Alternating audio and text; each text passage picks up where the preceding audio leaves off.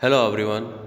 This is part 2, chapter number 3, Yoga and Lifestyle, page number 73.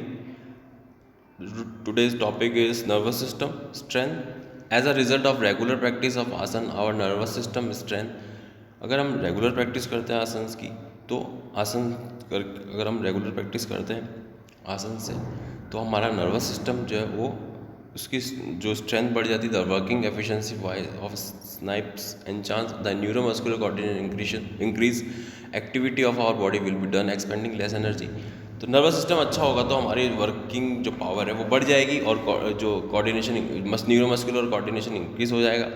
Activities of our body will be done expending less energy, और जो activities है आपकी body की वो बढ़ जाएगी, एनर्जी कम हो energy. The secretion of adrenaline remains good. The secretion of adrenaline depend on sympathetic nervous system. The reaction time also reduce. Mental power also improves. Mental power सही हो जाएगी. Memory improves and feeling of disappointed reduce.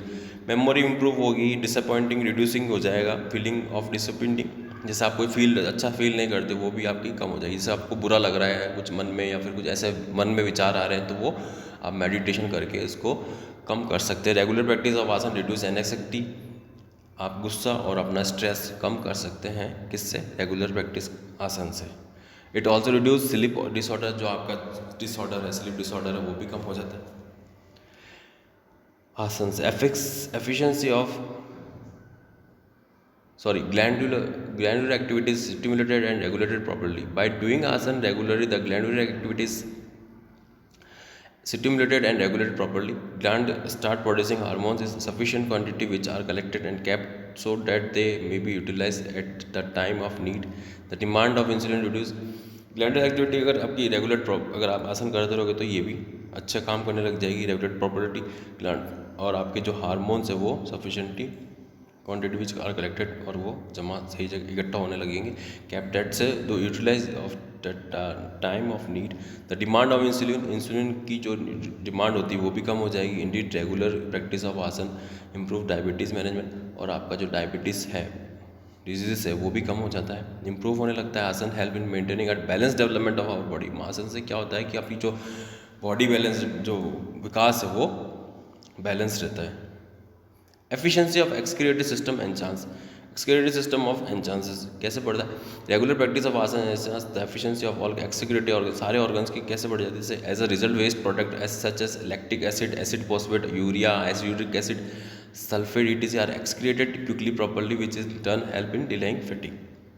Immune system is strength. By carrying out regular practice of आसन our immune system is strength. Immune system कैसे बढ़ेगा? Regular practice आसन से हमारा immune system की स्ट्रेंथ बढ़ेगी, अंदर से सेल्फ कॉन्फिडेंस बढ़ेगा और आपका इम्यून सिस्टम स्ट्रॉन्ग होगा भी। As a result become less prone to various communicable disease. Inclusion, it can be said that regular practice of asana is help in preventing various diseases. Regular practice करने से आप जो आपके जो वेरियस डिजीज उससे बच सकते हैं, specially that the one of related of to our life style. 3.2 obesity produce obesity. मोटापे के लिए कौन कौन से आसन करने चाहिए? Produce benefit. प्रोसीजर जो है, प्रोसीजर और बेनिफिट और कॉन्ट्राइंडिकेशन। प्रोसीजर क्या होता है, बेनिफिट क्या होते हैं, फ़ायदे क्या होते हैं, कॉन्ट्राइंडिकेशन नुकसान क्या है।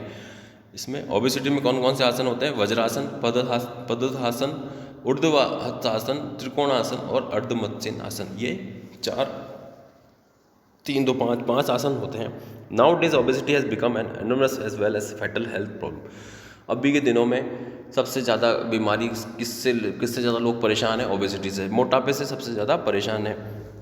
फैटल प्रॉब्लम बहुत ज़्यादा हो गई। This is problem is not only seen in India but is prevalent in the other country. ये इंडिया में ही नहीं है, अदर कंट्री में इससे भी ज़्यादा है, क्योंकि वहाँ तो छोटे छोटे बच्चे ही मतलब फैटी हो जाते हैं। Even in the United of state of America 1 out of 3 adult and 1 out of 5 children and teenager are facing the problem of obesity. America में तो हर तीसरा एडल्ट है जो इन चीज़ों से जूझ रहा है, और चिल्ड्रन में जो है हर 1 out of 5, 5 में से एक आदमी टीनेजर में फिर ये प्रॉब्लम से जूझ रहा है। कौन सी? मोटापे की। In India we witness a similar situation Majority of the people since childhood fall prey to obesity in most of the countries of the world. In fact, obesity is that condition of the body in which the amount of fat increases to extreme levels. In other, obesity can be defined as the condition when an individual weight 20% more than the ideal weight. एक BMI का part पीछे दे रखा है. The BMI can are the equal to 20% than the ideal BMI is usually. ये एक BMI का बताते हैं कि 20% से कम है तो आपका आइडियल वेट है, और अगर 30% से ज़्यादा है तो वो BMI is considered to obese fat ही बता दिया जाता है. In case of obesity the body weight is individual is always more than comparison to height. Considering the number of health risks associated with obesity, it has been declared a disease. It has been observed that obese person usually fall prey to diabetes. ज़्यादातर मोटापे वाले लोग किसमें कौन सी बीमारी लग जाती है? ओबेसिटी हो जाती है, हाइपरटेंशन, कार्डियोवास्कुलर डिजीजेस, कैंसर हो जाता है, आर्थिस्ट हो जाता है, ऑर्थोट्रिस्ट हो जाता है, ऑस्टियोट्रिस्ट हो जाता है, फ्लैट फुट हो जाता है, रेस्पिरेटरी प्रॉब्लम हो जाती है, वेरिकोस वेन्स हो जाते हैं, लीवर माल फंक्शन etc. ये सब बीमारियां हो जाती है. Next page. Generally the question arise what should the ideal body weight of individual who is obese and who is not. तो इसमें क्वेश्चन ये आता है कि भाई आइडियल बॉडी कैसे का वेट का क्या होता है एक इंडिविजुअल पर्सन का. हु इज कौन मोटा है कौन मोटा नहीं है. Different method are use in different countries to know of individual. अलग अलग देशों में अलग अलग कंट्रीज में अलग अलग मेथड है ओबेस नापने के. According to the first method, just by observing it can be inferred whether she is obese or not. First method क्या है, but he's क्या मोटा है कि नहीं. But this method cannot be considered a right method to determine if an individual is obese. But ये जो method है वो considered right method नहीं है obesity बताने का. Because the opinion about the shape of body changes with the passage of time. क्योंकि जो बॉडी का शेप है वो धीरे धीरे चेंज होता जाता है जैसे जैसे टाइम निकलता है. For example chubbiness use to like people by in yester years. पहले के लोग पहले जो मोटे होते थे उनको चुबी मतलब क्यूट बोलते थे. फुलफुली मतलब गोलू मोलू टाइप के लोग पहले के लोग बोलते थे. Were being slim and trim appreciate nowadays every day. और slim trim appreciate now every day everywhere. According to the second method of individual body weight is more proportion his height and weight chart. Height और weight chart से बताया जाता है कि इसका wait कितना क्या है क्या नहीं. The individual will be overweight और ओबेस. इंडिविजुअल ओवरवेट है या ओबेसिटी है. ओवरवेट तो 18 के अंदर जाता है और ओबेसिटी उसको जाती है 30 के बाद. According to the second method of individual body is more proportion his height. According the individual will overweight और but is this method can not be accepted as the best method. The third method is more scientific method. In this method of the body fat percentage is calculated.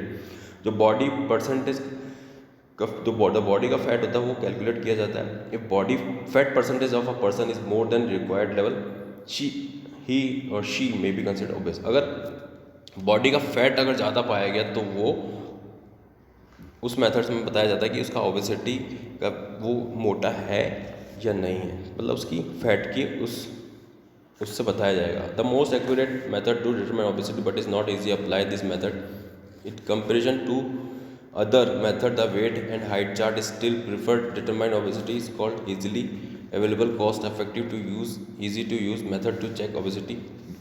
BMI का मतलब होता है bio body mass index होता है. ये chart दे रखा है दुधा. इसका फॉर्मूला क्या है? Weight upon height into height. Weight in kilogram upon height into height. इससे आप अपना बॉडी मास इंडेक्स का वेट निकाल सकते हो कि आपका अंडर वेट है या नॉर्मल वेट है या ओवर वेट है. अगर आपका अंडर वेट है तो आपका 18.5 आ जाएगा और नॉर्मल वेट है तो 18.5 और 25 के बीच में आएगा. और अगर ओवर वेट है तो 25 से 29 आएगा. और ज़्यादा ओबेसिटी फर्स्ट है, मान लीजिए आपका मोटापा 30 से 34 के बीच में, तो आप क्लास फर्स्ट की ओबेसिटी में आते हैं.